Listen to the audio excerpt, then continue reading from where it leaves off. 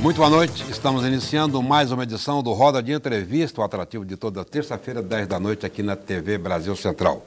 Nosso convidado de hoje é Raul Sturari, ele é presidente do Instituto Sagres. Nós vamos conversar com ele porque ele é o consultor e presidente do Instituto Sagres, que lidera o consórcio de empresas que presta consultoria ao Estado de Goiás, não ao governo, na elaboração do Plano Goiás 2030.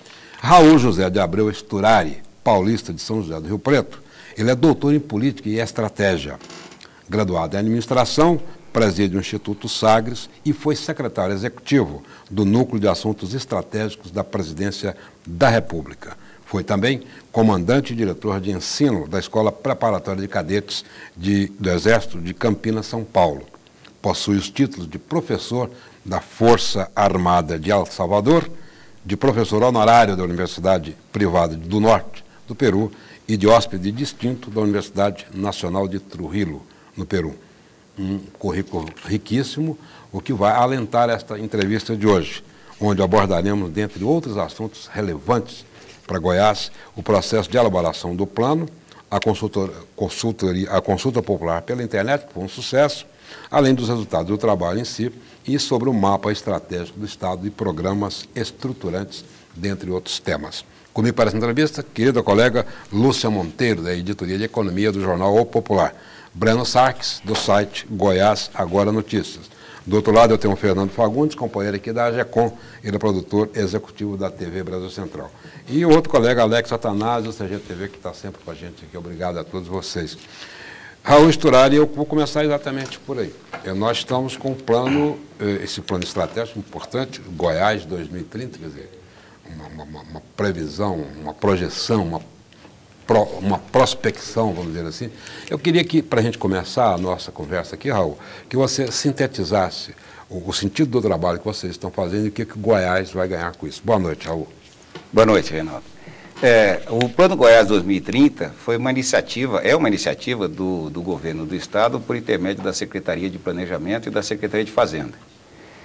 Nós começamos a trabalhar em março desse ano e é uma experiência para o Estado de Goiás inédita. É a primeira vez que o Estado de Goiás faz um planejamento com esse horizonte temporal tão longo, que é um horizonte de 20 anos, quer dizer, por daí o Plano Goiás 2030. Na verdade, nós temos aqui, na história do Estado, um governo que foi planejado, o governo de Mauro Borges, em 1962, por aí, e acho que não se repetiu mais. Agora, não apenas está se trabalhando nesse sentido, mas com uma projeção de longo tempo. É o pé no chão, né, Raul? Com os olhos no futuro. Exato. E o diferencial de fazer o planejamento dessa maneira, que adquire características bem diferentes de outros planejamentos para curto e médio prazo, é que a gente, nessa visão prospectiva, construindo cenários prospectivos, permite que a gente olhe para Goiás daqui a 20 anos. Olhando para Goiás daqui a 20 anos, e isso tem técnica, a gente faz isso de maneira sistematizada, muito interativa, quer dizer, ouvindo muita gente. Isso é que é bacana.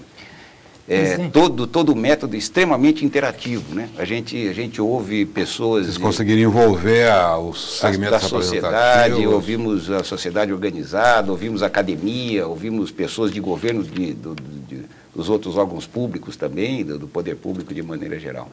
E isso é que deu muita legitimidade para os resultados que a gente apresenta hoje. Então, é também uma característica, quer dizer, a gente não é a ideia de fazer um plano, por mais que as pessoas fossem especialistas, por mais que fossem conhecedores, ou por mais que fossem notáveis, não é a ideia de reunir esse grupo reduzido, não, é muito interativo, é totalmente aberta a maneira que nós construímos esse plano. Pois não, Alex. Agora, me parece que essa é uma metodologia e já aplicada no setor privado que já tem alguns resultados positivos aí. Agora, no setor público, uma metodologia como esta, qual a garantia que se tem que ela vai realmente dar certo, que vai ter sucesso? E se já existe, por exemplo, experiências no setor público que metodologias aplicadas como essa deu certo? Exatamente. Começou no setor privado, aqui no Brasil, e já foi trazido para o setor público. Embora no mundo todo a gente tenha exemplos de governos, de países, inclusive, que usam esse tipo de metodologia, com essa visão de longo prazo, para poder estabelecer as suas medidas que têm que ser tomadas desde já. Nós temos, sim, algumas iniciativas muito interessantes em âmbito nacional, do governo federal, E temos outros estados também que construíram seus planejamentos normalmente para 20 anos, alguns para 15 anos. Eu posso citar para você Minas Gerais. Minas Gerais tem esse tipo de planejamento, começou em 2003 para 2023. O Rio de Janeiro fez, e, inclusive agora há uma ideia de refazer, porque quando o Rio de Janeiro fez, não tinha Copa e não tinha as Olimpíadas, que é bastante interessante. O Espírito Santo fez também. Mato Grosso, inclusive, tivemos lá com o pessoal do Mato Grosso fazendo, e Bahia. São esses que eu conheço. É claro que é bastante possível que outros estados estejam fazendo agora, também. como é um plano? E outros órgãos públicos. Como é um plano de largo espectro, quer dizer, isso. São 20 anos, ele terá que passar por revisões?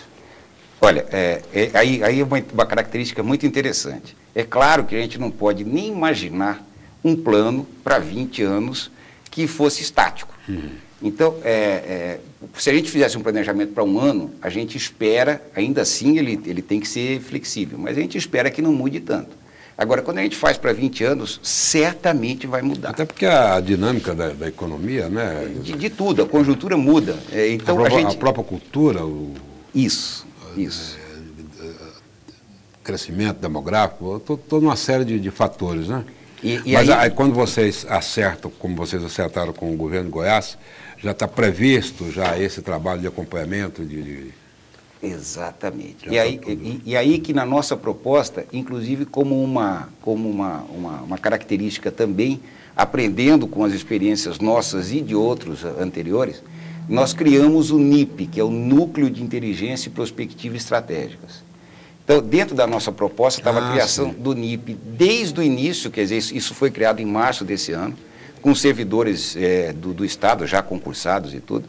E esse NIP não só foi capacitado juntamente com outro grupo, que eu preciso citar depois, mas esse NIP, que é muito reduzido, não só foi capacitado, como nós fizemos com ele aquele trabalho de acompanhamento. Então, nós estamos ainda trabalhando junto. O NIP que vai fazer esse papel. E depois o NIP fica na gestão desse plano, para a gestão e para o acompanhamento do plano, que a gente acha fundamental, porque esse plano tem que ser dinâmico e flexível.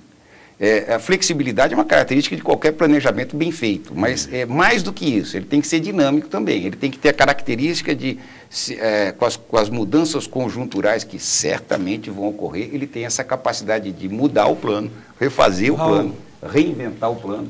Mas mesmo com toda essa flexibilidade, precisa ter um núcleo estratégico bem definido e que provavelmente não deve mudar tanto assim ao longo desses 20 anos. Isso, né? que são as grandes linhas.